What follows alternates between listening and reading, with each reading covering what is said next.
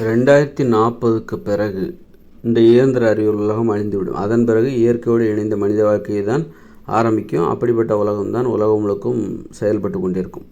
அப்படி வாழும்போது அந்த ஒரு ஊராகத்தான் மக்கள் வாழ்வார்கள். இயற்கையோடு இணைந்த மனித வாழ்க்கையில் மக்கள் ஊர்களை அமைத்து கொண்டு அங்கே விதிமுறைகளை உருவாக்கி கொண்டு வாழ்வார்கள். அப்படி வாழும்போது அவங்க காலையில் எல்லாருமே ஒரே மாதிரி தான் அங்கே ஒரே நேரத்தில் விவசாய நிலத்துக்கு போவாங்க. நீ விருப்பப்பட்ட நேரத்துக்கு நான் காலைல போனேன்னா நான் சாயந்தரம் நீ வரலையா தோட்டத்துக்கு, இல்லை நான் மத்தியானமாக வரேன் நீ போ, அப்படி அந்த மாதிரிலாம் சொல்லக்கூடாது. இப்போ ஒரு பள்ளிக்கூடம்னா எப்படி ஆரம்பிக்கும்? காலைலன்னா எல்லாத்துக்கும் அந்த பள்ளிக்கூடம் ஆரம்பிக்கிற இறைவணக்க கூட்டம் நடக்கும். பள்ளிக்கூடம்னா காலைல 9 மணிக்கு ஆரம்பிக்குதுன்னா அது எல்லாத்துக்கும் பொதுவானது தான். 9 மணிக்கு எல்லாருமே பள்ளிக்கூடத்துக்கு போயிடணும். அப்புறம் இறைவணக்க கூட்டம், அப்புறம் முதல் பாட வேலை, அது எல்லாத்துக்கும் பொதுவானது தான். இப்போ முதல் பாட வேலையில் தமிழ் கற்றுக் கொடுக்குறாங்க அப்படின்னா அப்போ எல்லாத்துக்கும் அது தமிழ் தான். ஒரு வகுப்பில் தமிழ் கற்றுக் கொடுக்குறாருன்னா எல்லாத்துக்கும் அந்த தமிழ் பாடங்கிறது தான் எல்லாத்துக்குமே. இல்லை யாராவது ஒரு பையன் இல்லை நான் அப்புறமா கற்றுக்குறேன், நான் இப்போ நான் பிடி விளையாட போகிறேன் அப்படின்ட்டு போக முடியாது. எல்லாத்துக்கும் ஒன்று தான். எல்லாத்துக்குமே அங்கே தமிழ் கற்றுக் கொடுக்கப்படும். அதற்கு அவர்கள் உடன்பட வேண்டும். நீ விரும்பினாலும் விரும்பாவிட்டாலும் அங்கே தமிழ், நீங்கள் அந்த முதல் பாட வேலை என்பது தமிழ், 2வது பாட வேலை என்பது கணிதம், அந்த மாதிரி இருக்கும். அந்த மாதிரி எல்லாருக்கும் அது மாதிரி தான் இயற்கையோடு இணைந்த மனித வாழ்க்கையில் ஒரு ஊர் என இருக்கும் பொழுது அந்த ஊரில் காலை 7 மணியிலிருந்து 10 மணி வரைக்கும் விவசாய நிலத்துக்கு போயிடணும். தொழில் செய்வதற்கு போய்விட வேண்டும். யாருமே அந்த ஊரில் யாருமே இருக்கக்கூடாது. எல்லோரும் எங்கே இருப்பாங்க? காலைல 7 மணிலேருந்து 10 மணி வரைக்கும் எங்கே இருப்பாங்க? தோட்டத்துக்கு போயிட வேண்டியதுதான். அவங்கவுங்க விளைநிலத்துக்கு போயிட வேண்டியதுதான். ஒவ்வொருத்தருக்கும் என கொடுக்கப்பட்டுள்ள 2 ஏக்கர் விளைநிலம், 8 வயசுக்கு மேலே உள்ள ஒவ்வொருவருக்கும் 2 ஏக்கர் விளைநிலம் கொடுக்கப்பட்டுவிடும். 8 வயசுக்கு கீழே உள்ளவங்க என்ன பண்ணுவாங்க? அவங்க அம்மா அப்பாவோட போயிட வேண்டியதான். அவங்க அம்மா அப்பாவுக்கு சொந்தமான விளைநிலத்துக்கு போயிட வேண்டியதான். அந்த மாதிரி. ஆனால் அந்த 8 வயசுக்கு கீழே உள்ளவங்களுக்குன்னு அந்த குடும்பத்து வச்சுருப்பாங்க, தனியாக விளைநிலம் இருக்கும். ஆனால் அவங்க கையில் ஒப்படைக்கப்படலை. 8 வயசு நிரம்பியவுடன் ஒப்படைக்கப்படும். அப்படி அந்த மாதிரி ஒரு குடும்பத்துக்கு சொந்தமாக, ஒரு கூட்டு குடும்பத்துக்கு சொந்தமாக மொத்தம் 16 பேருக்கு சேர்த்து மொத்தம் 32 ஏக்கர் விளைநிலம் கொடுக்கப்பட்டுவிடும் முன்கூட்டியே. அதனால் எல்லாருக்குமே ஒரு கூட்டு குடும்பத்தில் அதிகபட்சம் 16 பேர் தான் இருப்பாங்க. அந்த 16 பேருக்கு அங்கே சின்ன வயசும் இருப்பாங்க, 1 வயசு குழந்தையும் இருக்கும், இப்போ பிறந்த குழந்தையும் இருக்கும், 4 வயசு பசங்களும் இருப்பாங்க, 8 வயசுக்கு மேலே உள்ளவங்களும் இருப்பாங்க. ஆனால் மொத்தமாக 16 பேர் தான் இருப்பாங்க. அந்த 16 பேருக்கும் மொத்தமாக 32 ஏக்கர் விளைநிலம் அந்த குடும்பத்துக்கு கொடுக்கப்பட்டுவிடும். ஒருத்தருக்கு 2 ஏக்கர் விளைநிலம். ஆனால் 8 வயசுக்கு பிறகு தான் முறைப்படி அந்த பசங்ககிட்ட அந்த நிலம் உன்னுடையது அப்படின்னு கையில் ஒப்படைப்பாங்களே தவிர, அது சின்ன குழந்தையாக இருக்கும்போதே அந்த குழந்தைக்குன்னா ஒரு 2 ஏக்கர் விளைநிலம் அங்கே இருக்கும். அதனால் முன்கூட்டியே அங்கே இருக்கும். ஆனால் 8 வயசுக்கு பிறகு ஒப்படைப்பாங்க, அவ்வளோதான். அப்படி இருக்கும்போது காலையில் 7 மணிக்கு 7 மணிக்கு பிறகு எல்லாருமே விளைநிலத்துக்கு போயிடணும். காலைல 7 மணிக்கு விளைநிலத்துக்கு போயிட்டால் 10 மணி வரை வேலை பார்க்கணும். அங்கே சின்ன குழந்தைங்க அவங்க அப்பா அம்மா கூட்டிகிட்டு போய் அப்பா அம்மாவுக்கு உதவியாக அந்த குழந்தைங்க இருப்பாங்க. அந்த குழந்தைகள் அப்பா அம்மா சொல்கிற வேலைகளை, இப்போ அப்பா பையனை கூட்டிகிட்டு போயிடுவாங்க, பையனை தனது விளைநிலத்துக்கு கூப்பிட்டு போயிடுவாங்க. அம்மா கூட கூப்பிட்டு போகலாம், யார் வேணாலும் கூப்பிட்டு போகலாம். ஒரு நாள் அம்மா கூப்பிட்டு போகலாம், இன்னொரு நாள் அப்பா கூப்பிட்டு போகலாம். அந்த குழந்தைகள் தனது பெற்றோர்களின் விளைநிலத்தில் வேலை செஞ்சு அந்த விவசாய தொழிலை செஞ்சு கற்றுப்பாங்க. சின்ன வயசுலேயே, 1 வயசுலேயே கூட கற்றுப்பாங்க. நடக்க தெரிந்த நாள் முதற்கொண்டு அந்த குழந்தைகள் தன்னுடைய பெற்றோர்கள் செய்கிற அந்த விவசாய தொழிலில் பெற்றோர்களுக்கு உதவியாக இருந்து அந்த விவசாய தொழிலை கற்றுக்குவாங்க. இதுதான் அங்கோட நடைமுறை.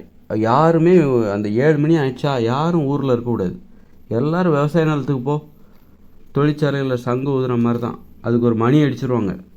அங்கே சங்கெல்லாம் ஊத மாட்டாங்க, அங்கே மணி அடிச்சிருவாங்க. அங்கங்கே மணி இருக்கும், ஒவ்வொரு வீட்லேயும் மணி இருக்கும். மணியை தொங்க விட்டு ஒரு கம்பியை வச்சு டங்குன்னு அடிச்சிட்டோடனே அப்போ எல்லோரும் விவசாய நிலத்துக்கு போங்கன்னு அர்த்தம். அப்புறம் 7 மணிக்கு அந்த மணி அடிக்கும். 7 மணிக்கு மணி அடித்த உடனே எல்லோரும் விவசாய நிலத்தில் போய் வேலை பார்த்துட்டு 10 மணி வரைக்கும் வேலை பார்க்கணும். 10 மணிக்கு ஒவ்வொரு விவசாய நிலத்துலேயும் மணி இருக்கும். 10 மணிக்கு அவங்க ஒரு பெல் அடிப்பாங்க. அங்கே தோட்டத்தில் எல்லாருமே ஒரு விவசாய நிலத்தில் இருப்பாங்க. அப்படி தானே 8 வயசுக்கு மேலே உள்ள ஒவ்வொருத்தருக்கும் விவசாய நிலம் கொடுத்துருக்கோம். எல்லா விவசாய நிலத்துலேயும் இது மாதிரி ஏதாவது மணி, பெரிய இரும்பாலான ஒரு தடிமனான ஒன்று தொங்க விடப்பட்டு அதில் வந்து டைங் டைங்னு மணி அடிக்க வேண்டியதான். இரும்பு கம்பியை வச்சு அடிக்க வேண்டியதான். அதுதான் மணி. 10 மணி ஆனால் விவசாய நிலத்தில் மணி அடிப்பாங்க. அதோட நீ வெளியே வந்துடணும். விவசாய நிலத்தை விட்டு வெளியே வந்துடும். அதன் பிறகும் நீ விவசாய நிலத்தில் இருக்கக்கூடாது. காலையில் 7 மணிக்கு போனியா 10 மணி வரைக்கும் நீ அங்கே இரு. விவசாய நிலத்தில் கால்நடைகள் இருக்கும், ஆடுகள் இருக்கும், கோழிகள் இருக்கும். ஒன்று தான் இருக்கும். ஒவ்வொரு விவசாய நிலத்துலேயும் ஒரு மாடு, ஒரு ஆடு, 2-3 கோழி, அவ்வளோதான். ரொம்பலாம் அப்புறம் அதையே பார்த்துக்கிறது தான் நம்மளுடைய வேலையாகிடும். ஒரு ஊரில் வந்து 4800 பேர் இருக்காங்கன்னா ஒவ்வொருத்தரும் ஒவ்வொரு மாடு வளர்த்தாலே போதுமானது. அப்போ 4800 மாடு ஒரு ஊரில் இருக்கும். ஒரு ஆடு வளர்க்குறாங்க அப்படின்னா ஒரு ஊரில் ஒவ்வொருத்தரும் ஒரு ஆடு வளர்க்குறாங்கன்னா 4800 பேர் இருப்பாங்க. அப்போ 4800 ஆடுகள் அங்கே வளர்க்கப்படும். இது போதாதா ஒரு ஊரில்? அது மாதிரி அப்படி தான் இருக்கும். 10 மணி ஆனால் அந்த விவசாய நிலத்தை விட்டு வெளியே வந்துடும். விவசாய நிலத்தில் எல்லோரும் மணி வச்சுருப்பாங்க. ஏதாவது இரும்பு ராடை தொங்க விட்டுட்டு அதில் டங்னு அடிப்பாங்க. ஒவ்வொரு விவசாயத்துலேருந்து ஒரு இடத்துல சத்தம் கேட்டாலே இன்னொருத்தர் அடிக்க ஆரம்பிச்சிருவாங்க. எல்லோரும் வெளியே வந்துட வேண்டியதான். வெளியே வந்து வீட்டுக்கு வந்துடணும். இது ஒரு நடைமுறை. அதன் பிறகு யாரும் விவசாய நிலத்தில் இருக்கக்கூடாது. சிலருக்கு வந்து சரி காலைல எனக்கெல்லாம் வேலை முடிஞ்சுது, விவசாய நிலத்தில் வேலை முடிஞ்சுது, சாயந்தரமாக ஒரு 8 தோட்டத்தை போய் பார்க்கணும், என் மாடெல்லாம் என்ன ஆச்சு, ஒழுங்காக புல் சாப்பிட்டுச்சா என்னன்னு பார்க்கணும். அதனால் 1 மணிக்கு அப்போ வந்து சாயந்தரமாக ஒரு 3 மணிலேருந்து ஒரு 4 மணி வரைக்கும், அதாவது 3லேருந்து 4 மணி வரைக்கும் நீ விவசாய நிலத்துக்கு போகணும் அப்படின்னு ஒரு விதிமுறை போட்டுடலாம். அது மாதிரி 3 மணிக்கு ஒரு பெல் அடிப்பாங்க. அப்போ எல்லாருமே விவசாய நிலத்துக்கு போகணும். 4 மணிக்கு இன்னொரு பெல் அடிப்பாங்க. எல்லோரும் அந்த விவசாய நிலத்தை விட்டு வெளியே வந்துடணும். அதன் பிறகு யாரும் அனுமதிக்கப்பட்ட நேரம் தவிர வேறு எந்த ஒரு நேரத்துலையும் விவசாய நிலத்து உள்ள நுழையவே கூடாது. அங்கே இருக்கவே கூடாது. எல்லோரும் வந்து வீட்டுக்கு வந்துடணும். இங்கே என்னென்னா இது ஒரு பாட வேலை போல் தான். ஒரு பள்ளிக்கூடத்தில் எப்படி பாட வேலை போல் ஒவ்வொரு நிகழ்வையும் பண்ணுறாங்க. காலை முதல் பாட வேலை தமிழ், 2வது பாட வேலை ஆங்கிலம், 3வது பாட வேலை கணிதம். இப்போ இடைவேளையெல்லாம் விட்றாங்களா, 2 பாட வேலை முடிஞ்சால் அப்புறம் இடைவேளை அப்படிலாம் இருக்குல்ல. அதே மாதிரி இயற்கையோடு இணைந்த மனித வாழ்க்கையில் அது ஒரு பாட வேலை தான் வச்சுருப்பாங்க. முதல் பாட வேலை காலையில் வந்து 6 மணிக்கு எழுந்திருக்கணும். 6லேருந்து 6:30 வரைக்கும் நீங்கள் வந்து 6லேருந்து 7 மணி வரைக்கும் நீங்கள் என்ன பண்ணணும் அப்படின்னா காலை 6 மணிக்கு எந்திக்கணும். நீங்கள் 5:30 கூட எந்திக்கலாம், தப்பு இல்லை. ஆனால் 6 மணிக்கு எந்திரிச்சா போதும். உங்களை வந்து ரொம்ப கஷ்டம்லாம் படுத்தும். நீ 5 மணிக்கு எந்திக்கணும்லாம் கஷ்டப்படுத்த மாட்டாங்க. ஏன்னா மக்கள் தானே அந்த விதிமுறையை உருவாக்குறாங்க. நீ 6 மணிக்கு எழுந்தாலே போதும். 6லேருந்து 7 மணிக்குள்ளே நீ உடற்பயிற்சி செய்யணும், மலஜலம் கழிக்க வேண்டும், குளிக்க வேண்டும், பல் துலக்க வேண்டும், யோகாசனம் செய்ய வேண்டும், எல்லாத்தையும் பண்ணிடணும் 6லேருந்து 7 மணிக்குள்ளே. 7 மணிக்கு விவசாய நிலத்துக்கு போகிற, அங்கே உழைக்கிற. காலையில் 6லேருந்து 7 மணிக்குள்ளே நீ வந்து ஒரு தேநீர் தயாரிக்கணுமா, தேநீர் அல்லது வெந்நீர், ஏதாவது மூலிகை தேநீர் ஏதாவது வச்சு குடிச்சிக்கோ, முடிஞ்சால் குடிச்சிக்கோ. எல்லாம் பண்ணிவிட்டு 7 மணிக்கு விவசாய நிலம். அதுக்குள்ளெலாம் பெல் அடிக்கும். காலைல 6 மணிக்கு ஒரு பெல் அடிக்கும். எல்லோரும் வீட்டில் ஒரு மணி வச்சுருப்பாங்க. ஒரு வீட்டில் அடித்தாச்சுனாலே எல்லா வீட்டிலையும் அடிக்க ஆரம்பிச்சிருவாங்க. அடித்து காலைல 6 மணிக்கு எந்திரிச்சு போய் மலஜலம் கழிவுகளை வெளியேற்றுவது, குளிப்பது, பல் விளக்குவது, அப்புறம் வந்து யோகாசன பயிற்சி ஒரு குடும்பமாக செய்வது, இதெல்லாம் செஞ்சுட்டு அப்புறம் வந்து 7 மணிக்கு என்ன பண்ணுவாங்க, விவசாய நிலம் ஒரு பெல் அடிப்பாங்க. 7 மணிக்கு விவசாய நிலத்துக்கு போகணும். 10 மணி வரைக்கும் அங்கே தான் இருப்பாங்க. 10 மணிக்கு அங்கேருந்து வெளியேறிட்டு வீட்டுக்கு வரணும். 10:30க்கு 10:30லேருந்து 10:30க்கு வீட்டுக்கு வருவாங்கன்னு வச்சுக்கோங்களேன். 10 மணிக்கு வெளியேறி 10:30க்கு வீட்டுக்கு வந்து சேருவாங்க எல்லோரும். சேர்ந்துட்டு ஒரு 11:30 வரைக்கும் வீட்டில் இடைவேளை, 1 மணி நேரம் இடைவேளை. அந்த மாதிரி அதுக்கும் பெல் அடிப்பாங்க. 11:30க்கு ஒரு பெல் அடிப்பாங்க. எடுத்தோடனே அடுத்து என்ன பண்ணுவாங்கனாக்கா வெளியில் போயிட்டு வீட்டில் விட்டு வெளியே வரும். வீட்டில் 1 மணி நேரம் இருந்தாச்சு. 10 மணிலேருந்து 11:30 வரைக்கும் வீட்டில் இருந்தாச்சு. 11:30லேருந்து 12:30 வரைக்கும் நீங்கள் தெருவில் போயிட்டு, தெருவில் வந்து என்ன இருக்கும், நிறைய அங்கே வந்து பொதுவான வேலைகள்லாம் இருக்கும். அதாவது எப்போ 11:30லேருந்து 12:30 வரைக்கும் ஒரு பொது வேலைகள் இருக்கும். அங்கே பொதுவான இடங்களில் செடிகளுக்கு தண்ணி ஊற்ற வேண்டியிருக்கும், அல்லது கணக்கு வழக்கு எழுத வேண்டியிருக்கும், நிர்வாகம், இப்படிப்பட்ட பொதுவான வேலைகளை செய்யணும் 12:30 வரைக்கும். அதன் பிறகு 12:30லேருந்து ஒரு மணி வரைக்கும் ஒரு இடைவேளை, வீட்டுக்கு வந்துடலாம். இல்லை அங்கங்கே உட்காந்து ஒரு இடைவேளை. அது மாதிரி 1 மணி வரைக்கும் இடைவேளையா, 1லேருந்து 2 மணி வரைக்கும் என்ன செய்யலாம்,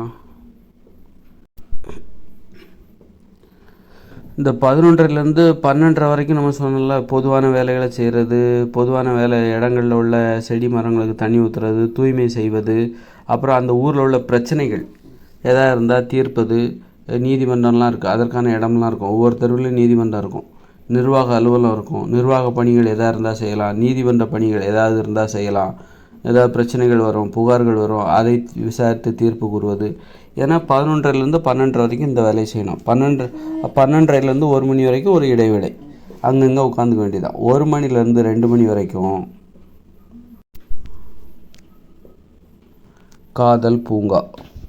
ஏன்னா ஒவ்வொரு தெருவிலையும் காதல் பூங்கா இருக்கும். அந்த தெருவில் உள்ள திருமணமானவர்கள் என்ன பண்ணணுன்னாக்கா, காதலிப்பவர்கள் திருமணமானவர்கள் காதல் உறவையும் பதிவு செய்து தான் காதலிப்பாங்க, திருமண உறவும் பதிவு செய்யப்படும். அப்போ காதலிப்பவர்கள் திருமணமானவர்கள் இவங்க 2 பேரும் என்ன பண்ணணும், ஜோடியாக வந்து ஒரு தெருவில் வந்து காதல் பூங்கான்னு ஒன்று இருக்கும். அங்கே வந்து ஒரு தனித்தனி அறைகள், ஒவ்வொரு ஜோடிக்கும் காதல் ஜோடிக்கு அதான் ஒவ்வொரு ஜோடிக்கும் ஒரு தனித்தனி அறை. நாம் கட்டி கொடுத்தா அது அறை, அவங்களே கட்டிக்கிட்டால் அது குடிசை. நாமளே திட்டமிட்டபடி முன்கூட்டியே கட்டி ஊர்களை உருவாக்கி அவர்களிடம் கொடுத்தால் அவர்கள் அது காங்கிரீட் அறையாக அது இருக்கும். காங்கிரீட் அறையோ ஆனால் அவங்களே கட்டிக்கிட்டாக்கா நாம் அந்த மாதிரி எதையுமே பண்ணலை, அவங்களே கட்டிக்கிறாங்க அப்படின்னா அது குடிசையாக இருக்கும். அது காதல் குடிசை. 1 மணிலேருந்து 2 மணி வரைக்கும் காதல் குடிசை.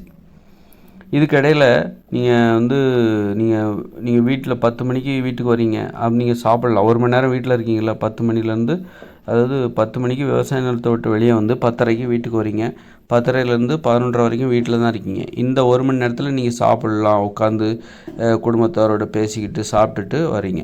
11:30லேருந்து 12:30 வரைக்கும் அந்த தெருவை சுத்தம் செய்கிற வேலை, பொது நிர்வாக பணி, நீதிமன்ற பணி இதெல்லாம் செஞ்சு முடிக்கிறீங்க. அப்புறம் ஒரு 12:30லேருந்து அரை மணி நேரம் ஓய்வு. அப்புறம் 1 மணிக்கு என்ன பண்ணுறீங்க, 1 மணிலேருந்து 2 மணி வரைக்கும் ஒரு காதல் பூங்கா. ஒரு தெருவில் காதல் பூங்கா இருக்கும். அந்த தெருவில் மொத்தம் எத்தனை காதல் ஜோடிகள் இருப்பார்கள், எத்தனை திருமண ஜோடிகள் இருப்பாங்க அப்படின்னா, ஒரு தெருவில் மொத்தம் 160 பேர். ஒரு கூட்டு குடும்பத்தில் மொத்தம் 16 பேர். 10 கூட்டு குடும்பம் கொண்ட ஒரு தெருவில் 160 பேர் இருப்பாங்க. 160 பேரில் எத்தனை 18 வயசுக்கு மேலே உள்ள அத்தனை பேரும், அதாவது 16 வயசுக்குள்ள மேலே உள்ள அத்தனை பேரும் காதலிப்பதற்கு அனுமதி பெற்றவர்கள். காதலிப்பவர்களும் இருப்பாங்க, திருமணம் செஞ்சுக்கிட்டவங்களும் இருப்பாங்க. 16 வயசுக்கு மேலே ஒரு தெருவில் எத்தனை பேர் இருப்பாங்க, 160 பேர் கொண்ட ஒரு தெருவில் 16 வயசுக்கு மேலே எத்தனை பேர் இருப்பாங்க. கண்டிப்பாக காதலிச்சே ஆகணும், யாரும் தனியாக இருக்கக்கூடாது, திருமணம் பண்ணி ஆகணும், இல்லைனா காதலிக்கணும், தனியாக யாரும் வாழக்கூடாது. அப்படிங்கும்போது 16 வயசுக்கு மேலே உள்ள அத்தனை பேரும் எத்தனை வயதாக இருந்தாலும் திருமணம் செய்து கொண்டு தான் வாழ வேண்டும், தனியாக வாழக்கூடாது அப்படிங்கிற ஒரு விதிமுறை அங்கே இருப்பதால் 16 வயதுக்கு மேற்பட்ட அத்தனை பேரும் அந்த ஊரில் காதல் ஜோடிகளாவோ அல்லது திருமண ஜோடிகளாவோ தான் இருப்பார்கள். அப்படின்னா அங்கே மொத்தம் எத்தனை காதல் ஜோடிகள் இருப்பார்கள், எத்தனை திருமண ஜோடிகள் இருப்பாங்க ஒரு தெருவில்? 160 பேர் கொண்ட ஒரு தெருவில் 16 வயதிற்கு மேற்பட்டவர்கள் மொத்தம் எத்தனை பேர் இருப்பாங்க? ஒரு 120 பேர் இருப்பாங்களா? 120 பேர்னால் எத்தனை ஜோடி? 120 பேர்னால் 60 ஜோடி. 60 × 2, ஒரு ஜோடி 2 அப்படின்னா 60 ஜோடி. 60 ஜோடி 120 பேர் அப்படின்னா 60 ஜோடிகளுக்கும் ஒவ்வொரு ஜோடிக்கும் ஒரு அறை, 60 அறை. அந்த காதல் பூங்காவில் 60 அறைகள் இருக்கப்பட வேண்டும். 2 ஏக்கர் நிலம், ஒவ்வொரு அறைக்கும் ஒரு இடைவெளி அந்த அறையை சுற்றி ஒரு இயற்கையான வேலி இருக்க வேண்டும். ஒரு அறைக்குள்ளே என்ன நடக்குதுன்னு வெளியில் உள்ளவங்களுக்கு தெரியக்கூடாது. காதல் பூங்கா அதாவது 1 மணிலேருந்து 2 மணி வரைக்கும் அந்த தெருவில் உள்ள அத்தனை காதல் ஜோடிகளும் அங்கே வந்துடணும். ஒரு பொதுவான இடத்திற்கு வந்து நீங்கள் காதலிக்க வேண்டும். நீங்கள் அந்த ரூமுக்குள்ளே போயிடுங்க. அந்த ரூமுக்குள்ளே போய்ட்டு நீங்கள் உடலுறவு வச்சுக்கிறீங்களா இல்லையோ, சும்மா உட்காந்து கதை பேசுகிறீங்களோ இல்லையோ, என்ன வேணாலும் பண்ணுங்கள், ஆனால் வந்துடணும். 1 மணிலேருந்து 2 மணி வரைக்கும் அந்த தெருவில் உள்ள காதல் ஜோடிகள், திருமண ஜோடிகள் அத்தனை பேரும் வந்துவிட வேண்டும். வந்து நீங்கள் உங்களுடைய காதல் உறவை பொதுவான இடங்களில் வந்து கடைபிடிக்கிறீங்க. ஏன்னா இதெல்லாம் ஒரு விதிமுறையாக போட்டால் தான் காதலிப்பாங்க. ஒரு போட்டி வரும், அவங்கவுங்க காதலிப்பதில் ஒரு போட்டி வரும், ஒரு விதிமுறையாக சட்டமாக ஏற்ற வேண்டும். இல்லைன்னா என்ன பண்ணுவாங்க, அலட்சியப்படுத்திடுவாங்க. அது வந்து பெரிய முக்கியமான விஷயம் கிடையாது.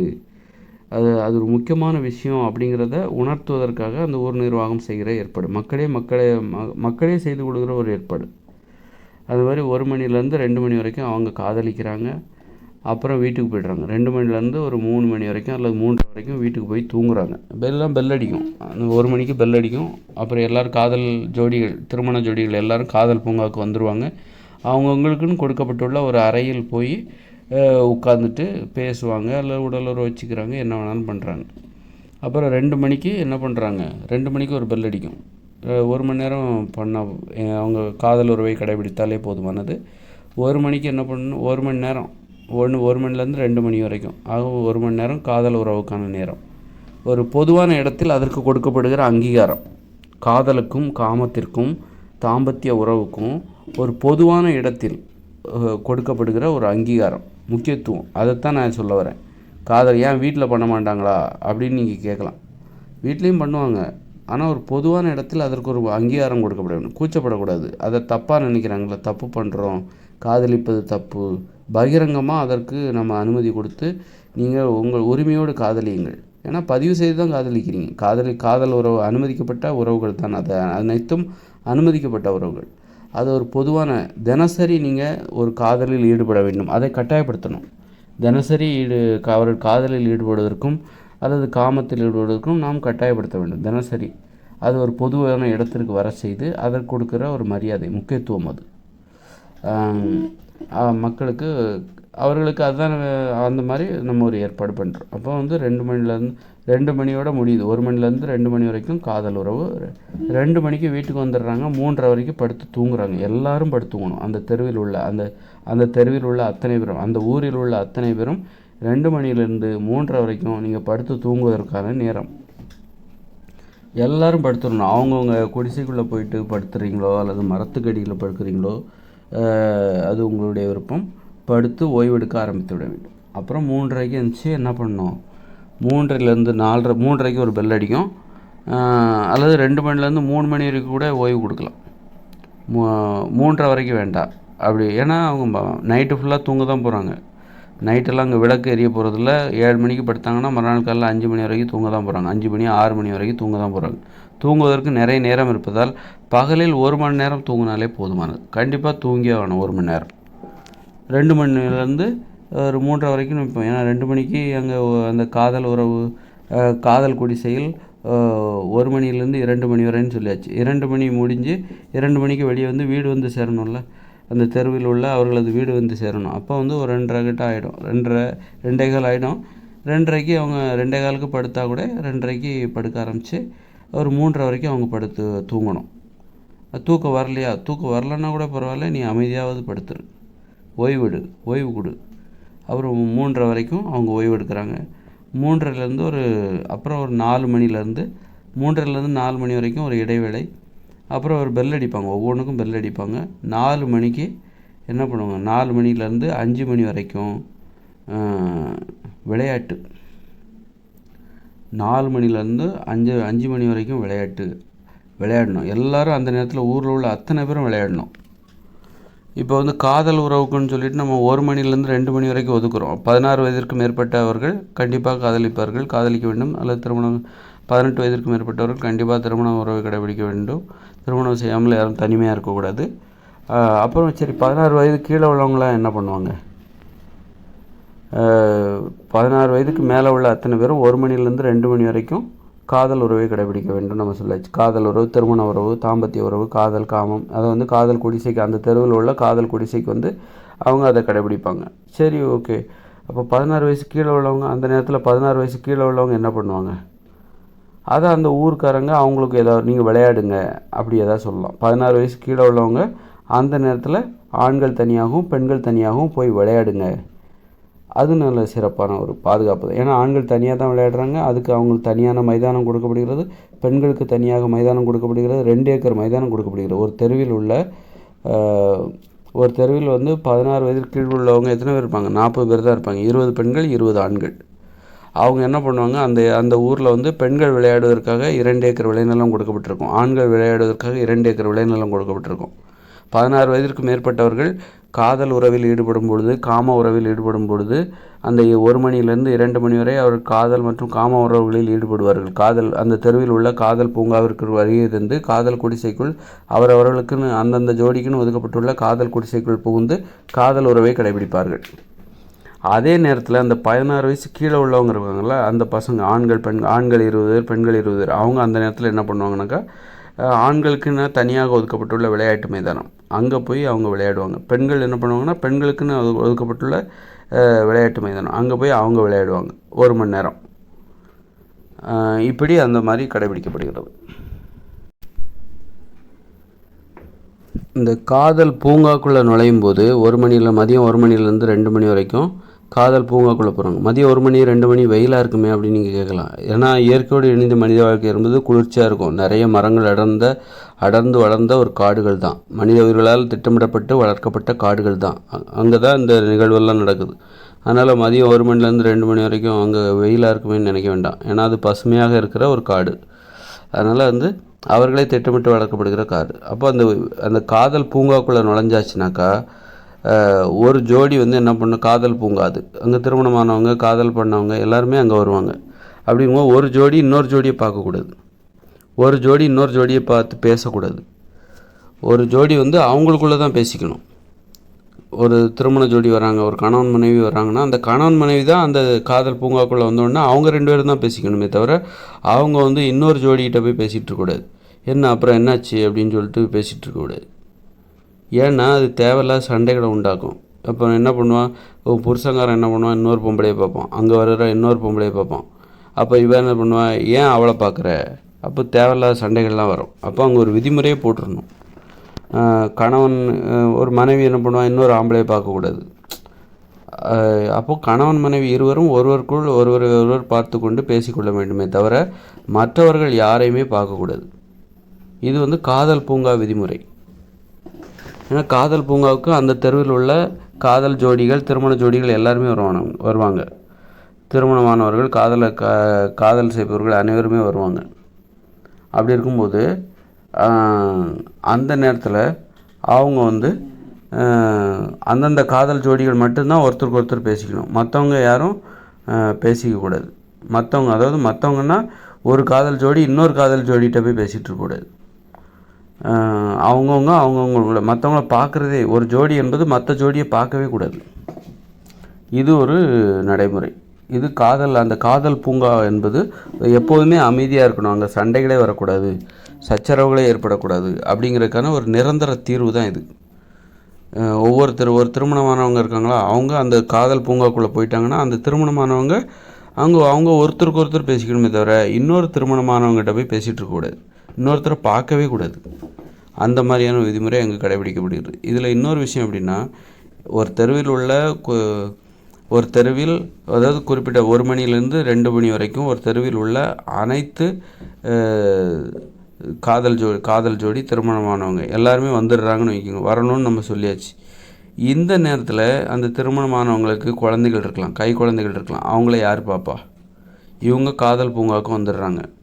ஆனால் அவங்களுக்கு கை குழந்தை இருக்கும். ஒரு 4 வயசு பசங்க இருப்பாங்க, 5 வயசு பசங்க இருப்பாங்க. அவங்கள எப்படி தனியாக விட்டுட்டு வர்றது? இது ஒரு கேள்விக்குறி. அப்போது அதற்கு தகுந்தாற் போன்று ஒரு விதிமுறையை நாம் உருவாக்கணும். காதல் பூங்காவிற்கு வருபவர்கள் 8 வயதிற்குட்பட்ட, இல்லை 8 வயசு இல்லை, ஒரு 6-7 வயசு 8 வயசுக்கு உட்பட்ட குழந்தைகள் இருப்பின் அவர்கள் காதல் பூங்காவிற்கு வருவதிலிருந்து விலக்கு கொடுக்கலாம். குழந்தையே இல்லை, காதலிக்கிறீங்க, இன்னும் திருமணமே ஆகலை, அப்போ நீங்கள் காதல் பூங்காவுக்கு வரணும். அது மாதிரி 1 வயசுலேருந்து குழந்தை பிறக்குது, இல்லை குழந்தை பிறந்துருச்சு, வயிற்றில் நீங்கள் கர்ப்பிணியாக இருக்கீங்க, அப்போ நீங்கள் வர வேண்டாம். உங்களுக்கு குழந்தை இருக்குது, 1 வயதுலேருந்து 8 வயது வரைக்கும் உங்களுக்கு குழந்தைகள் யாராவது இருக்காங்களா, அப்போ நீங்கள் வீட்டிலே இருக்கலாம், வர வேண்டாம். உங்கள் குழந்தைகள் உங்களுக்கு இருக்கிற குழந்தைகள் 8 வயசுக்கு மேலே இருக்காங்க அப்படின்னா நீங்கள் கண்டிப்பாக வரணும் காதல் பூங்காவுக்கு. ஏன்னா அந்த குழந்தைங்க அவங்களே பார்த்துப்பாங்க. 1 மணி நேரம் கழித்து நான் அம்மா அப்பா 2 பேரும் நாங்கள் போயிட்டு வரோம், காதல் பூங்காவுக்கு போயிட்டு நாங்கள் காதலித்து விட்டு வருகிறோம், அது வரைக்கும் நீ விளையாடப்போ அங்கன்னு சொன்னால் அந்த குழந்தைக்கு கேட்டுப்பாங்க. அதனால் 8 வயசுக்கு உட்பட்ட கணவன் மனைவி அப்பா அம்மா அவங்க இந்த காதல் பூங்காவுக்கு வர வேண்டாம். ஏன்னா அவங்க குழந்தைகளை அவங்க பார்த்துக்கணும். கர்ப்பிணி பெண்கள், அப்புறம் 1 வயதிலிருந்து 8 வயதிற்கு உட்பட்ட குழந்தைகளை கொண்ட கணவன் மனைவி காதல் பூங்காவுக்கு வருவதிலிருந்து அவர்களுக்கு விலக்கு கொடுக்கலாம். இல்லை அவர்கள் வர விரும்பினால் அந்த நேரத்தில் அந்த குழந்தைகளை யார் பார்த்துப்பா அதை அப்படிங்கிறது மாதிரி இல்லாமல், இல்லை அவர்களுக்கு விலக்கு கொடுக்கலாம். குழந்தைகள் இருக்குது அதனால் அவங்க வரல அப்படின்னு சொல்லிட்டு அவங்களுக்கு வந்து இந்த தெருவில் உள்ள காதல் பூங்காவுக்கு வருவதிலிருந்து அவர்களுக்கு விலக்கு கொடுத்து விடலாம். ஆனால் ஒவ்வொரு கூட்டு குடும்பத்துலேயும் காதல் பூங்கா என்பது இருக்கும். ஒவ்வொரு குடும்பத்துலேயும் காதல் அறைன்னு ஒன்று இருக்கும், காதல் குடிசை. ஏன்னா கணவனோட அறைக்குள்ளே மனைவி போகக்கூடாது, மனைவியோட அறைக்குள்ளே கணவன் போகக்கூடாது. அப்படி இருக்கும்போது கணவன் மனைவி இருவரும் சந்தித்து கொள்கிற ஒரு குடிசை, காதல் உறவை, தாம்பத்திய உறவை கடைபிடிப்பதற்கென ஒவ்வொரு குடும்பத்துலேயும் ஒரு காதல் குடிசைன்னு ஒன்று தனியாக இருக்கும். அங்கே வச்சு அவங்க அந்த நிகழ்வை கடைபிடித்து கொள்வார்கள். அதனால் அதில் ஒன்றும் பிரச்சனை இல்லை. ஒரு காதல், ஒரு திருமண உறவு, தாம்பத்தியம், காமம், காதல், அதற்கு ஒரு பொது வெளியில் ஒரு முக்கியத்துவம். அதுதான் இந்த காதல் பூங்கா. அந்த போட்டி வரும், காதலிப்பதில் ஒரு போட்டி வரும், உடல் உறவு கொள்வதில் ஒரு போட்டி வரும். தினமும் உடல் உறவு வச்சுக்கணும், தினமும் ஒரு போட்டி, தினமும் வந்து அன்பு செலுத்தணும், ஒரு கட்டிப்பிடிக்க, இந்த மாதிரியான உறவு முறைகள் வந்து தினம் தினம் கடைபிடிக்கப்படணும் என்பதை உணர்த்துவதற்காகத்தான் இந்த நடைமுறை. அப்படி இல்லை, அதுக்கு நம்ம ஒரு முக்கியத்துவமே கொடுக்கலன்னு வச்சுக்கோங்களேன். ஒரு வாரத்துக்கு ஒரு வாட்டி உடல் உறவு வச்சுப்பாங்க, அப்போ 10 நாளைக்கு ஒரு வாட்டி வச்சுப்பாங்க உடல் உறவு, இந்த மாதிரி தள்ளி போயிட்டே இருக்கும். அந்த மாதிரி அதனால் என்ன ஆகும் அப்படின்னா, ஒரு வாழ்க்கை முறை என்பது மகிழ்ச்சியற்றதாக போய்விடும். ஒரு மனித வாழ்க்கை முறை என்பது மகிழ்ச்சியற்றதாக, சோம்பேறித்தனம் மிகுந்ததாக அது போய்விடும். அப்புறம் ரொம்ப அதை வந்து அலட்சியப்படுத்தும் போது காமம் அது வந்து ஒரு தவறான காரியமாக, அது கூச்சப்படுகிற ஒரு காரியமாக போயிடும். அப்புறம் வந்து எல்லா வயசுலேயும் வந்து யாரும் துணை இல்லாமல் இருக்கக்கூடாது. அப்போ நம்ம காதலுக்கு முக்கியத்துவம் கொடுக்கணும், காதலை கொண்டாட வேண்டும். அப்போ தான் வந்து எந்த ஒரு வயதிலும் நீங்கள் துணையோடு இருக்க வேண்டும் என்கிற ஒரு விதிமுறையை நம்ம நடைமுறைப்படுத்த முடியும். அப்போ நம்ம காதலை கொண்டாடணும். அதாவது காதல் குடிசை, காதல் பூங்கா அப்படின்னு சொல்லி காதலுக்கு ஒரு முக்கியத்துவம் கொடுக்கும்போது தான் நீங்கள் எந்த ஒரு வயதுலேயும் நீங்கள் யாரும் தன்னுடைய துணை இழந்துட்டீங்க, ஒருத்தர் கணவர் இறந்துட்டார், என் மனைவி இறந்துட்டார் அப்படின்னு சொல்லிட்டு அதனால் நான் தனியாக இருக்கேன், அவர் இன்னொரு கல்யாணம் பண்ணுறதுக்கு அவர் கூச்சமாக இருக்குது. ஏன் கூச்சமாக இருக்குது? நம்ம காதல் உறவுக்கு அந்த அளவுக்கு முக்கியத்துவம் கொடுக்கல. காதல் உறவை பொதுவான இடத்தில் எப்படி கடைபிடிப்பது என்பதற்கு நம்ம ஒரு அனுமதிக்கலை, ஒரு முக்கியத்துவம் கொடுக்கல. அதனால் அவருக்கு அந்த கூச்சம் வரலாம். காதல் உறவுக்கு நம்ம ஒரு முக்கியத்துவம் கொடுத்து காதல் பூங்கா என்ற ஒன்றை உருவாக்கி அங்கு வந்து காதல் குடிசைகளை ஏற்படுத்தி அந்த காதல் குடிசைக்கு தினமும் 1 மணி நேரம் வர செய்து, 1 மணிலேருந்து 2 மணி வரைக்கும் கண்டிப்பாக வந்தே ஆகணும், வர செய்து அவர்கள் காதலிக்க வேண்டும், தாம்பத்திய உறவில் ஈடுபட வேண்டும், காம உறவில் ஈடுபட வேண்டும் அப்படின்னு அவங்க விருப்பம் போல் நீங்கள் வந்துட்டாலே போதும். அங்கே நீங்கள் என்ன பண்ணுறீங்களோ அது உங்கள் விஷயம், உங்கள் விருப்பம். இந்த மாதிரி பண்ணும்போது காதலுக்கு அவ்வளோ முக்கியத்துவம், கூச்சங்கிறதே போயிடும். காதல் உறவை கடைபிடிப்பது, ஆண் பெண் உறவில் உள்ள கூச்சங்கிறது இருக்கவே இருக்காது. எந்த உறவிலும் எனக்கு ஒரு துணை வேண்டும், அது எனது பெருமை, எனது தேவை. அதனால் நான் எந்த ஒரு வயசுலையும் என்னுடைய மனைவியோ யாரோ இறந்து போயிட்டால் கூட நான் சும்மா இருக்க மாட்டேன், என்னுடைய கணவன் இறந்து போயிட்டால் கூட நான் தனியாக இருக்க மாட்டேன், எனக்கு ஒரு துணை தேவை அப்படின்னு சொல்லிட்டு அதற்கான வேலைகளை ஊர் நிர்வாகமே ஈடுபடணும். எங்கேயாவது யாராவது கணவன் இல்லாமல் மனைவி இல்லாமல் இருக்காங்களா, அவங்கள கூட்டிகிட்டு வாங்க, சுயவரம் மாதிரி நடத்தி உங்களுக்கு விருப்பமானவர்களை நீங்கள் தேர்ந்தெடுத்து கொள்ளுங்கள். திருமணமாகி விவாகரத்தானவங்க, துணை இழந்தவங்க யாராவது இருக்கீங்களா, அப்படி ஊர் பக்கத்து சுற்றுப்பட்டு 4-5 ஊர்களில் யார் யார் அந்த மாதிரி இருக்காங்களோ எல்லாரையும் ஒன்று கூடி வரவழைத்து 4 ஊர்களுக்கும் இடையே பொதுவான இடத்துக்கு வர செய்து அவர்கள் ஒருவருக்கொருவர் சுயவரத்தில் ஈடுபட்டு உங்களுக்கு தேவையானவர்களை நீங்கள் தேர்ந்தெடுத்து கொள்ளுங்கள் அப்படின்னு சொல்லிட்டு அந்த அளவுக்கு ஒரு துணையோடு வாழ்வதற்கு ஒரு முக்கியத்துவம். அப்போ தான் மகிழ்ச்சியாக வாழ முடியும். நீங்கள் துணையோடு இருக்கணும், காதலிக்கணும், தாம்பத்திய உறவில் ஈடுபட வேண்டும், கட்டி பிடிக்கணும், முத்தம் கொடுக்கணும். வயசாகி போச்சுன்னா கூட பரவாயில்ல, உங்களால் என்ன பண்ண முடியுமோ அதை பண்ணுங்கள். இப்படியெல்லாம் இருந்தால் தான் உடம்பு ஆரோக்கியமாக இருக்கும், மனசு ஆரோக்கியமாக இருக்கும். உடம்புல நோய் வராது, மனசில் நோய் வராது, மனித வாழ்க்கை மகிழ்ச்சியாக இருக்கும். அப்போ அதை வந்து நம்ம முக்கியத்துவம் கொடுக்கணும். காதலுக்கு, விளையாட்டுக்கு ஒரு முக்கியத்துவம் கொடுக்கணும்ல. முக்கியத்துவம் கொடுத்தா தானே விளையாடுவாங்க. விளையாடுறது கூட தான் சந்தோஷம். விளையாடுறதுக்குன்னு ஒரு நேரத்தை ஒதுக்கி நீ தினமும் விளையாடணும் அப்படின்னு சொன்னால் தானே அவங்க விளையாடுவாங்க. அப்போது நம்ம அது விளையாடுறதுலாம் ஒரு விஷயமா, அவங்கவுங்கள விருப்பப்பட்டால் விளையாடிப்பாங்கன்னா நிறைய பேர் விளையாட மாட்டாங்க. கடைசியில் பார்த்தா சின்ன பசங்க மட்டும் தான் விளையாடுவாங்க, பெரியவங்க விளையாடவே மாட்டாங்க. உடம்பு ஆரோக்கியம் கெட்டு போயிடும். அதனால் எந்த ஒரு விஷயம் ரொம்ப முக்கியமானதோ அதற்கு நாம் முக்கியத்துவம் கொடுக்க வேண்டும். பொது வெளியில் ஒரு முக்கியத்துவம் கொடுக்கணும். அதுக்கு ஒரு நேரத்தை ஒதுக்கணும் திட்டமிட்டு. அதுக்கு தான் நம்ம நிர்வாகம். ஏன் ஊர் நிர்வாகம்? ஒரு பள்ளி பாட வேளைகள் எப்படி பள்ளியில் கடைபிடிக்கப்படுகிறதோ அதே போன்று தான் ஒரு ஊர்லேயும் மகிழ்ச்சியான வேலைகளை செய்வதற்காக அவர்களுக்கு ஒரு பாட வேலை. ஸ்கூலில் கணக்கு பாடம் அதெல்லாம் புரிஞ்சுக்கணும், அது கற்றுக்கணும், படிக்கணும், மனப்பாடம் பண்ணணும், அது கஷ்டம். ஆனால் நான் சொல்கிறது மகிழ்ச்சியானது. இது சிரமமே கிடையாது. ஆர்வமாக செய்வாங்க. விளையாடுறது அப்போ இப்போ 1 மணிலேருந்து 2 மணி வரைக்கும் காதலுக்கான நேரம், காதலிப்பதற்கான நேரம்.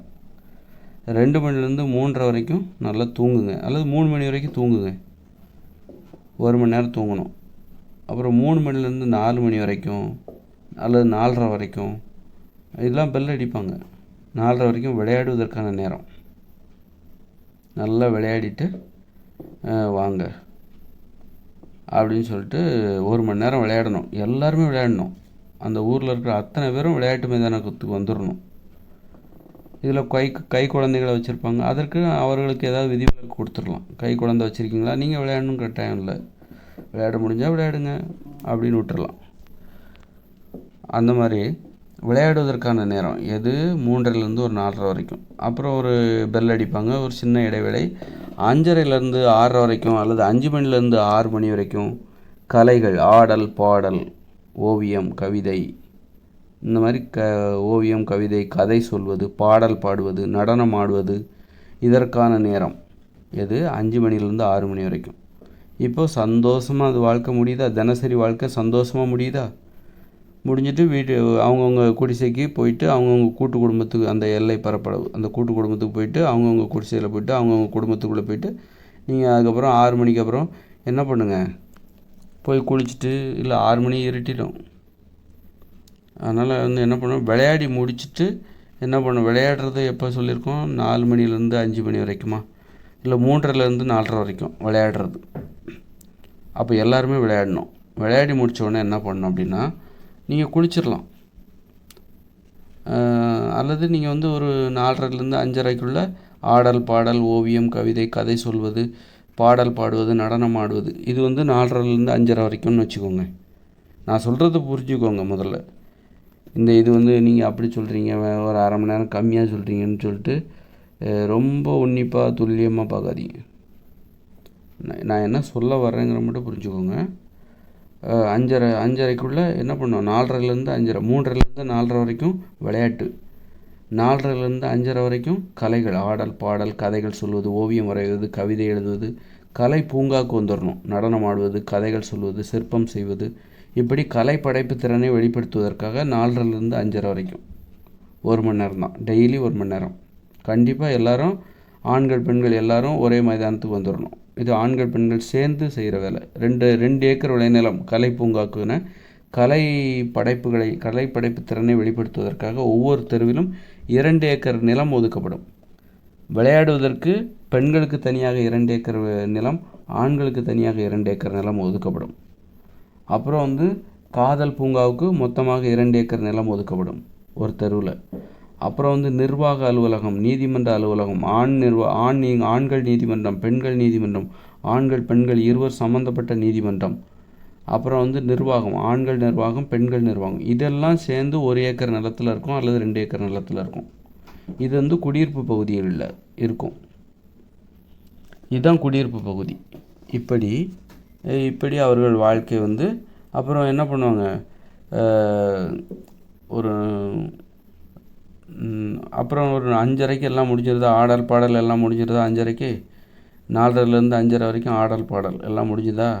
போய் 5:30 to 6 மணிக்கு ஒரு குளிச்சிடலாம். போயிட்டு வீட்டுக்கு பின்னாடி கிணறு இருக்கும், போய் குளிச்சுட்டு நல்லா போய் அப்புறம் வீட்டில் தூங்குவதற்கு தயாராகி விட வேண்டும். 1 மணி நேரம் உட்காந்து பேசிவிட்டு 7 மணி வரைக்கும் உட்காந்து பேசிவிட்டு 7 மணி வரைக்கும் 6:30 வரைக்கும் உட்கார்ந்து பேசிவிட்டு அவங்கவுங்க அறைகளுக்கு போய்விட வேண்டியதான். போய்விட வேண்டியதான். தூங்க தொடங்கிவிட வேண்டும். இதுதான் இயற்கையோடு இணைந்த மனித வாழ்க்கை முறை. அவங்க தூங்குவதற்காக போய்விட வேண்டும். 7 மணிக்கு அவங்க தூங்குவதற்கு ஆரம்பித்து மறுநாள் காலை எல்லாம் தனித்தனியாக தான் தூங்கணும். 8 வயசுக்கு கீழே உள்ளவங்க மட்டும்தான் பெற்றவங்களோட தூங்கணும். 8 வயசுக்கு மேலே ஆகிடுச்சா அவங்களுக்கு தனி குடிசை கொடுக்கப்படும், அதாவது தனி அறை கொடுக்கப்படும். அவங்க தனித்தனியாக தான் தூங்கணும். அதுதான் தூங்குவதற்கான ஒழுக்கம். ராத்திரி நேரத்தில் உடல் உறவு வச்சுக்கிறது, இந்த மாதிரிலாம் கடைபிடிக்கக்கூடாது. அதுக்கு தான் நம்ம பகல்லே அதற்கான நேரத்தை ஒதுக்கிட்டோம். பகலில் 1 மணிலேருந்து 2 மணி வரைக்கும் காதலிப்பதற்கான நேரம், தாம்பத்திய உறவில் ஈடுபடுவதற்கான நேரம்னு நம்ம ஒதுக்கிட்டோம். அந்த நேரத்தில் அவங்க உறவு வச்சுக்கணும். இரவு நேரத்தில் 7 மணிக்கு பிறகு இன்னொருத்தர் அறைக்குள்ளே போகக்கூடாது. யாராவது உடம்பு சரியில்லை அவங்கள பார்த்துக்கணும் அப்படின்னா அவங்க அறைக்குள்ளே போயிட்டு அவங்கள கவனிச்சிக்கலாம். இந்த மாதிரி விதிவிலக்குகள் உண்டு. அது மாதிரி தனித்தனியாக தூங்கணும். அதான் தூங்குவதற்கான ஒழுக்கம். இரவு 7 மணிக்கு பிறகு யாரும் வெளியில் சுற்றக்கூடாது, அங்கங்கே போகக்கூடாது. இப்படி எல்லா மக்களும் அந்தந்த நேரத்தில் அந்தந்த வேலைகளை செய்ய வேண்டும் என்று ஒரே மாதிரி கட்டுப்படுத்தப்படுவார்கள். நீ விளையாடுற நேரத்தில் போயிட்டு விளைநிலத்தில் வேலை செஞ்சுட்டு இருக்கக்கூடாது. விளைநிலத்தில் வேலை செய்கிற நேரத்தில் ஒரு குரூப் விளையாடிட்டு இருக்கக்கூடாது. விளையாடிட்டு இருக்கிற நேரத்தில் விளையாட்டு மட்டும்தான் அங்கே நடக்கணும். விளைநிலத்தில் வேலை செய்கிற நேரத்தில் காலை 7 மணிலேருந்து 10 மணி வரை அந்த ஊரில் உள்ள அத்தனை பேரும் விளைநிலத்தில் தான் இருக்கணும். இல்லை உடம்பு சரியில்லை அப்படின்னா பரவாயில்ல, எனக்கு உடம்பு சரியில்லை, லீவுன்னா விடுமுறை, முன்கூட்டியே சொல்லிடணும் உங்களுக்கு விடுமுறை. வீட்டிலே இருக்கக்கூடாது. விளையாடுற நேரத்தில் வீட்டிலே உட்காந்துக்கிட்டு நான் வீட்டிலே இருந்துக்கிறேன் இந்த மாதிரிலாம் சொல்லக்கூடாது. பள்ளிக்கூடம் மாதிரி தான். விளையாடுற நேரத்தில் நீ விளையாட வரணும், ஆடல் பாடல் நீ வந்துடணும். உன்னுடைய முதுமை என்னால் எந்திரிச்சு வரவே முடியாது, படுக்கையில் கிடக்கிறேன் அப்படின்னா விதிவிலக்கு. நான் கர்ப்பிணி பெண் அப்படின்னா விதிவிலக்கு. இல்லை எனக்கு உடம்பு சரியில்லை, ரொம்ப டயர்டாக இருக்குது, என்னால் முடியலை அப்படின்னா ஏதாவது ஒரு ஏற்றுக்கொள்ளும்படியான ஒரு காரணத்தை சொல்லி நீங்கள் வராமல் வருவதை தவிர்த்து விடலாம். ஏன்னா இங்கே நீ ஒன்றும் யாரும் கஷ்டப்படுத்த போகிறதில்ல, விளையாட தான் சொல்ல போகிறாங்க, ஆடல் பாடல். ஏன்னா இதெல்லாம் ஒரு போட்டியாக நடக்கும். அங்கே வாழ்கிற முறை என்பது இது. அதனால் அந்த வாழ்க்கையை வாழ்வதில் அவர்களுக்கு இடையிலே ஒரு போட்டி நடக்கும். அது மாதிரி விளையாடுற இடத்துல விளையாட்டை தான் செய்யணும். விளையாடுற நேரத்தில் விளையாட்டு மைதானத்துக்குள்ளே வந்துட்டால் விளையாடுவதை மட்டும்தான் செய்ய வேண்டும்.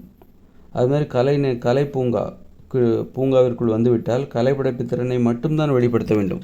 குடும்ப கதைகள்லாம் பேசிகிட்டு இருக்கக்கூடாது. அது மாதிரி விளைநிலத்துக்குள்ளே போயாச்சா காலைல 7 மணிலேருந்து 10 மணி யாரையும் பார்க்கக்கூடாது, பேசக்கூடாது, தொடக்கூடாது, பகிர்ந்து உண்ணக்கூடாது. அப்படி ஒரு கட்டுப்பாடு அங்கே இருக்குது. அது மாதிரி காதல் பூங்காக்குள்ளே போயிட்டால் காதல் ஜோடி தான் ஒருத்தருக்கு ஒருத்தர் பேசிக்கணும். ஒரு ஜோடி இன்னொருத்தரை பார்த்து பேசிகிட்டு இருக்கக்கூடாது, இன்னொரு ஜோடியை பார்த்து பேசிகிட்டு இருக்கக்கூடாது. அப்புறம் நீங்கள் சொல்லுங்கள் எப்படி இருக்கீங்க அப்படி இந்த மாதிரிலாம் பேசவே கூடாது. ஏன்னா அங்கே சண்டை எதுவும் வந்துடக்கூடாது. காதலர்கள் வர்றாங்க, காதல் பூங்காக்குள்ளே வர்றாங்க, அவங்கவுங்க வேலையை பார்த்துட்டு வெளியே போங்க. அது மாதிரி தொழில் செய்கிற இடத்துலையும் இந்த மாதிரி தேவையில்லாத நடைமுறை. அங்கே யாரும் ஒருத்தருக்கு ஒருத்தர் பேசக்கூடாது, ஒருத்தர் பார்க்கக்கூடாது, பகிர்ந்து உண்ணக்கூடாது, தொடக்கூடாது. தொழில் செய்கிற இடம் தொழில் செய்யறதுக்கான ஒழுக்கம், அது தொழில் ஒழுக்கம். அது மாதிரி தூங்குவதற்கான ஒரு ஒழுக்கம் என்று ஒன்று இருக்குது. நீ 7 மணிக்கு தூங்க ஆரம்பிச்சிட்டியா, தனித்தனியாக போய் தூங்கு. இரவு நேரத்தில் உடல் உறவு வைத்துக் கொள்வது யாருக்கும் அந்த மாதிரி வேலைலாம் வச்சுக்கூடாது. இரவு நேரம் என்பது தூங்குவதற்கான வெளிச்சத்தில் தான் உடல் உறவு வைத்துக் கொள்ள வேண்டும். அதான் அதுக்கான நேரம் ஒதுக்கி கொடுத்தாச்சுல்ல. அதுக்கப்புறம் வீட்டிலே இவங்க இப்போ காலைல 10 மணிக்கு விவசாய நிலம் முடிஞ்சு விவசாய வேலை முடியுது. காலைல 7 மணிக்கு விவசாய நிலத்துக்கு போகிறாங்க, 10 மணிக்கு முடிஞ்சு வீட்டுக்கு வராங்க. 10:30லேருந்து 11:30 வரைக்கும் வீட்டில் தான் உட்காந்து சாப்பிட்றது. இதுக்கிடையில் அவங்க சாப்பிட்டுக்கணும், அவங்க தேவைக்கு சாப்பிட்டுக்கணும்.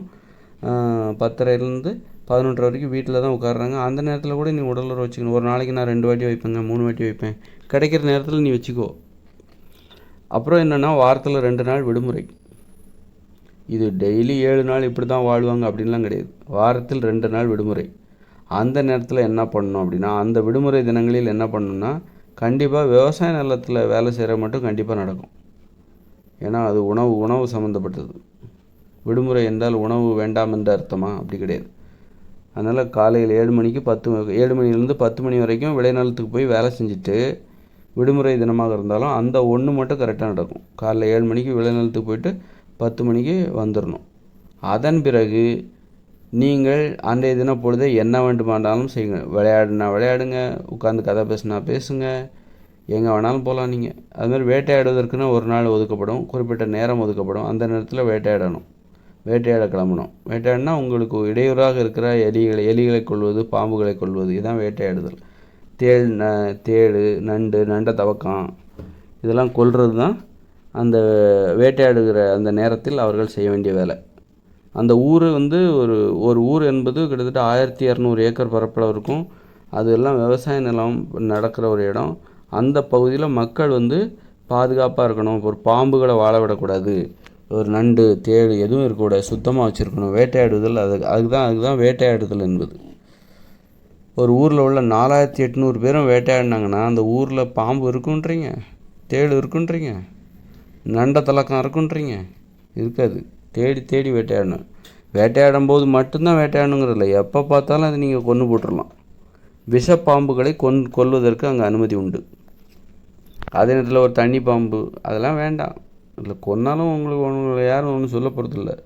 அது சார பாம்பு கடித்தா விஷம் ஏறாது, ஆனால் கடித்தா பல் இறங்கும்ல.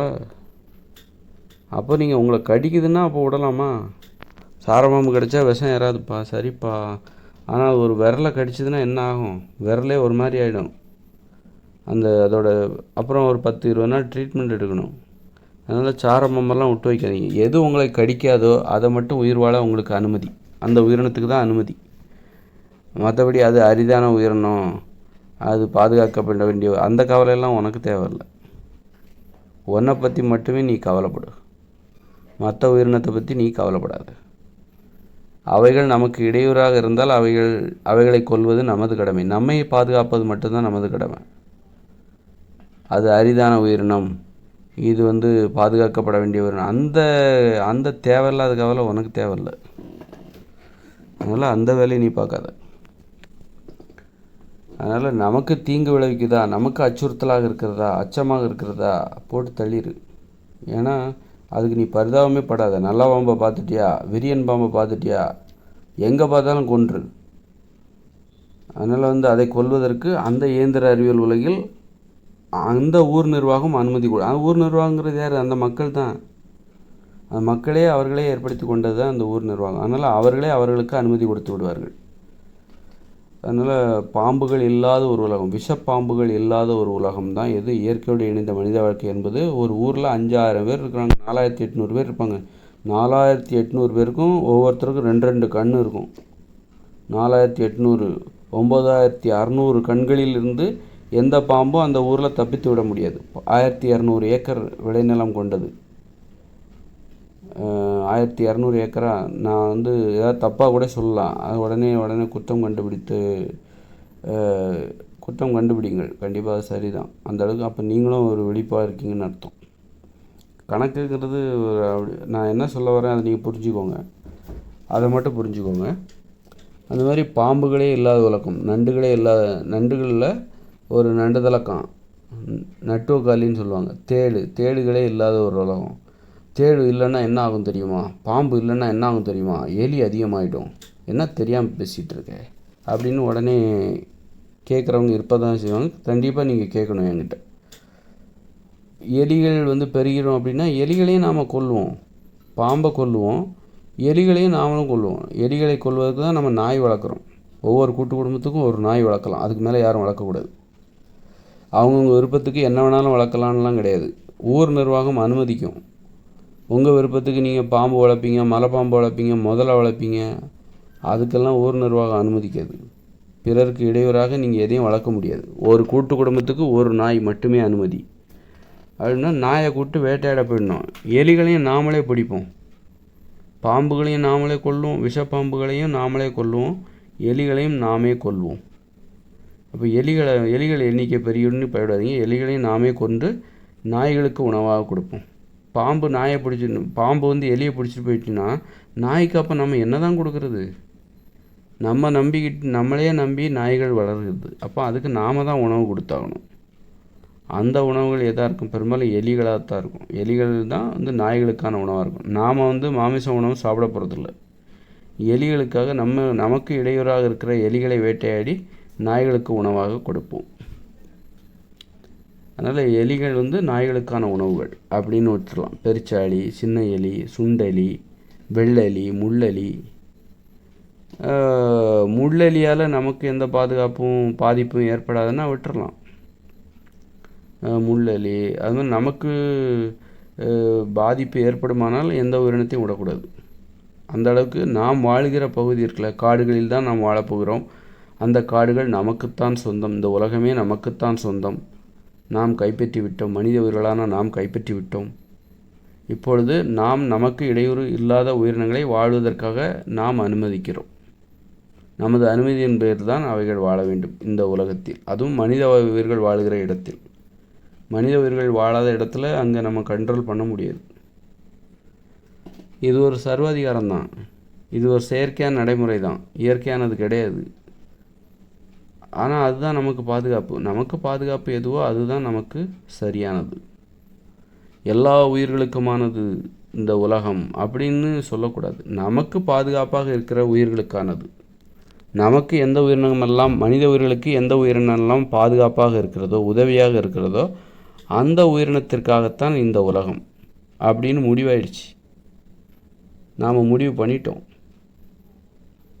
அதுதான் சர்வாதிகாரம். அதுதான் செயற்கையானது. அதுதான் நமக்கு சரியானது. அதனால் அதுதான் நமது மகிழ்ச்சியான வாழ்க்கைக்கு உதவும். பிற உயிர்கள் மீது நீங்கள் பரிதாபப்படுறது, விஷப்பாம்புகள் மீது பரிதாபப்படுவது, சிங்கம், புலி, சிறுத்தை, யானைகள் மீது நீங்கள் பரிதாபப்படுவது, இதெல்லாம் உங்களுக்கு நன்மையை தராது, அழிவை தான் தரும். அதனால் நாம் இனிவரும் காலங்களில் பல துணிச்சலான செயல்களில் ஈடுபட வேண்டியிருக்கும். அதெல்லாம் நம்ம பொறுத்திருந்து பாருங்கள். கிளைமேக்ஸ் இனிமேல் தூங்கிடாதீங்க. கிளைமேக்ஸ் உங்களை நீங்கள் உங்களுக்கு தூக்கம் வராது. உங்களை விழிப்போடு வைத்திருக்கக்கூடிய கிளைமேக்ஸ் இதுவரைக்கும் நீங்கள் சினிமாவில் கூட பார்த்துருக்க மாட்டீங்க. அந்த அளவுக்கு பல பரபரப்பான சம்பவங்கள் வரப்போகிறது. பொறுத்திருந்து காத்திருங்கள்.